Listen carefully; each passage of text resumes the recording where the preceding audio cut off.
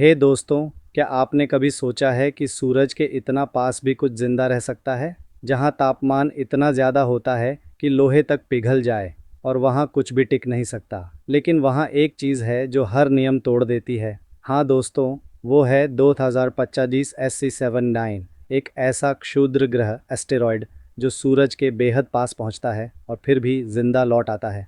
और यही है आज का हमारा रहस्यमय और दिमाग हिला देने वाला वीडियो, सूरज का सबसे नज़दीकी पत्थर 2025 SC79। तो वीडियो को अंत तक ज़रूर देखना क्योंकि इसकी कहानी आपको हैरान कर देगी। 2025 S79 एक ऐसा एस्ट्रॉयड है जो सूरज की परिक्रमा सिर्फ 128 दिनों में पूरी कर देता है।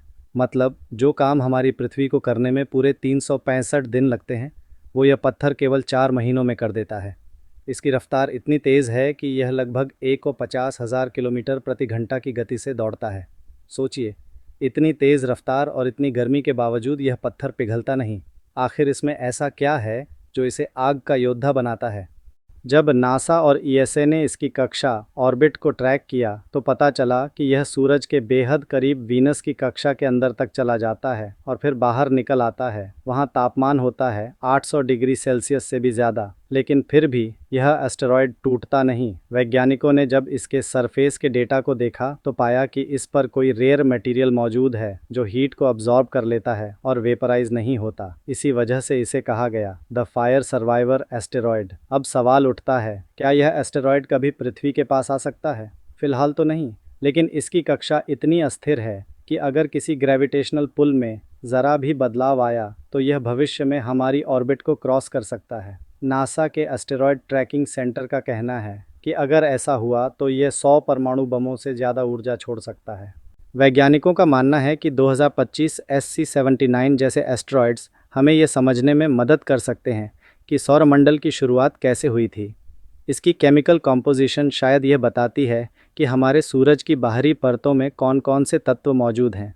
कुछ रिसर्चर्स का तो कहना है कि यह किसी प्राचीन ग्रह का टुकड़ा हो सकता है जो अरबों साल पहले टूट कर बिखर गया था। कुछ डेटा बताते हैं कि इसका मेटेलिक कोर अब भी जिंदा है, जो हर बार सूरज के पास जाकर हीट को अब्जॉर्ब करता है और फिर स्पेस में एनर्जी रिलीज करता है। यही कारण है कि कई बार सैटेलाइट्स ने इसे फ्लेयर की तरह चमकते हुए देखा है। आईएसआरओ ने भी अपने आने वाले मिशनों में ऐसे नियर सन ऑब्जेक्ट्स को ऑब्जर्व करने का प्लान बनाया है। अगर सब सही रहा तो आने वाले सालों में आदित्य L2 मिशन इस एस्टेरॉयड की लाइट पैटर्न्स का अध्ययन करेगा। भारतीय वैज्ञानिक मानते हैं कि अगर हम ऐसे आग में बचने वाले पत्थरों को समझ लें तो हम नई हीट रेजिस्टेंट टेक्नोलॉजी बना सकते हैं जो फ्यूचर के स्पेस मिशंस में काम आएगी। अगर कभी इसकी ऑर्बिट बदल जाए और यह सूरज से टकरा जाए तो इतनी बड़ी एक्सप्लोजन होगी कि उसकी energy billions of nuclear bombs के बराबर होगी। हालांकि सूरज इतना विशाल है कि उस पर कोई खास असर नहीं पड़ेगा, लेकिन वो फ्लेयर आउटर प्लैनेट्स तक पहुंच सकता है। 2027 SC79 हमें यह सिखाता है कि स्पेस में स्टेबिलिटी जैसी कोई चीज़ नहीं होती।